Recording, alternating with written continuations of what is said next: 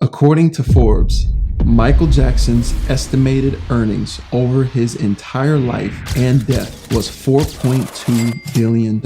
Before his death in 2009, banker David Dunn testified in U.S. tax court in Los Angeles saying he was on the edge. He was desperately trying to figure out what he could do to address his financial crisis. Hold on. Time out. Financial crisis? Didn't you just say he earned $4.2 billion? How is it even possible to be in a financial crisis with that kind of money at your disposal? Majority of them feel like they live paycheck to paycheck. They're living paycheck to paycheck. Still get in trouble for overspending. By saving and investing their income. There's this general understanding that Americans don't save enough. They did not give their income to Best Buy. Most people think the underlying issue is not having enough money. Your money problems is a simple yet precise fix. Stop spending your money. Tempting, isn't it? Hey, wake up. Snap out of it. So why do you hate looking at your bank account? You didn't think I would know, did you? It's a simple answer. You are always running out of money. But why? Once you get paid and you see those dollars hit your account and you think about those things you want to buy right away, and then you are hit with the phone bill, the car payment, the credit card payment, the mortgage, the Netflix subscription, and food and gas, and yeah, you get the point. Now, after all of your bills have been paid, you have a little bit of money left over, and instead of putting some money in your savings account or investing it, you buy some new shoes, some new clothes to flex on your friends who really don't care about your new stuff, but you like when they give you compliments. And guess what? That feeling gets you into more and more debt, and the cycle continues. Living paycheck to paycheck can be a never-ending cycle. Trust me, I've been there. Now you have to start worrying about things like a mortgage, student loans, car payments, food. You can't rely on mommy and daddy's home cooked meals anymore. Your whole world has been turned upside down, and now anxiety is starting to creep in. You ask yourself, is this really my life? Will I always worry about money? Will I never make enough money? You come to the conclusion that all is lost, and you will always live paycheck to paycheck. Wrong. You will figure out exactly what you need to do in order to rectify your mistakes, because I am going to help you. I have been there before, never having anything in savings, never having enough, always in the negative in my bank account. So keep watching this video, because you and I are going to fix this issue and change how you look at money, especially how you look at your bank account.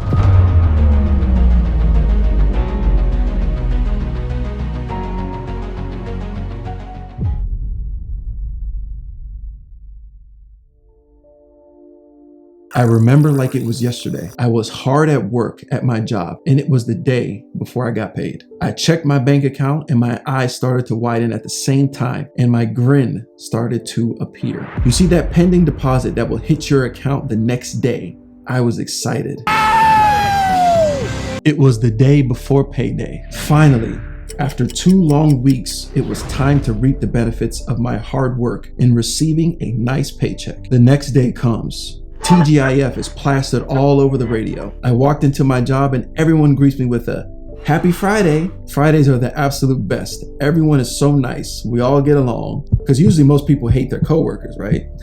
But anyway, and then I utter the words, it's payday. Woohoo, I'm so excited. And so is everyone else. They all reach for their phones and check to make sure their money hit their bank accounts, because you have to be sure, right? I then go about my day, and then I started to feel down. Once I got paid, I was so excited, but then reality sets in. Man, I have to pay for my car payment, my cell phone bill, insurance, credit card payment. Man, this sucks, I thought to myself. Well, it's Friday. I'm gonna treat myself to lunch.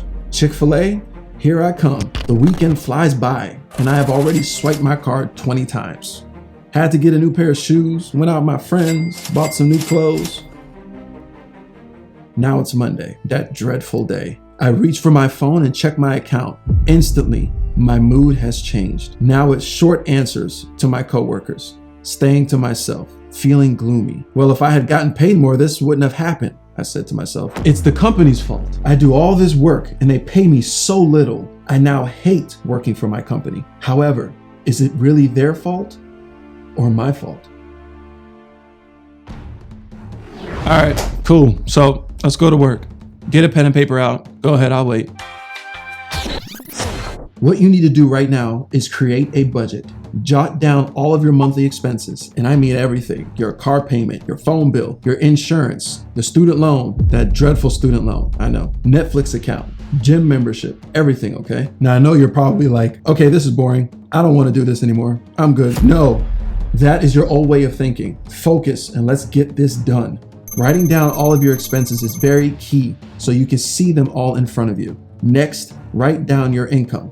How much do you make a month after taxes? Basically, your paycheck. Now we are going to do some simple math here. Subtract your income from your expenses and what do you have left over? Now, hopefully you're like, wow, I actually have that much left? This is crazy. Where the heck is my money going? Exactly. It's all good. We are going to fix this. Now, if you have a little bit of money left over, then what you need to do is increase your income so that you have more left over after you have subtracted your income from your expenses. I know, easier said than done, but it can be done. I believe in you.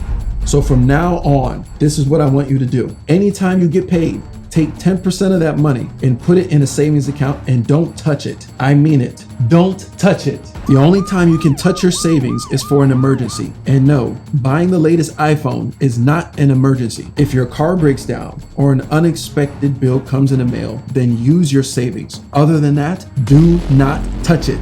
Oh, and another thing, stop eating out every day. Go to the grocery store and get your meals for the week. I am telling you from experience, this will save you so much money. And lastly, anytime you get an unexpected check or extra money like your tax return, put it in your savings account. No, this is not the time to go buy stuff you don't need. Trust me, I know that shiny new object is calling your name, but no, resist the temptation and put the money in your savings account. Finances can be very stressful and frustrating. You just wish you had more money and all of your problems will go away. So you start to envy the rich and wish you had their bank accounts, but you have been going about it all wrong. More money is not the issue. Take a look at the people who win the lottery, for example. They instantly win millions of dollars and then spend it all in a month, not putting any away in savings or investments, just throwing it all away on junk. So regardless of how much money you have, you must first tackle the root of the issue at hand, and that is your ability to manage your money. Now that is key. If you can manage $1,000, you can manage $100,000. So let's go to work. No more living paycheck to paycheck. No more complaining about not having enough money. It's time to start making wise decisions with your money. I know right now it may seem rough and you don't see the light at the end of the tunnel, but I am telling you now, you will get better and you will know how to manage your money correctly and efficiently. And I'm going to leave you with this. Stop spending your money. Hey, you made it all the way to the end. Thank you. I really appreciate it. If you have time, check out these other 2 videos as well. I hope you enjoy them. As always, stay blessed. I'm out.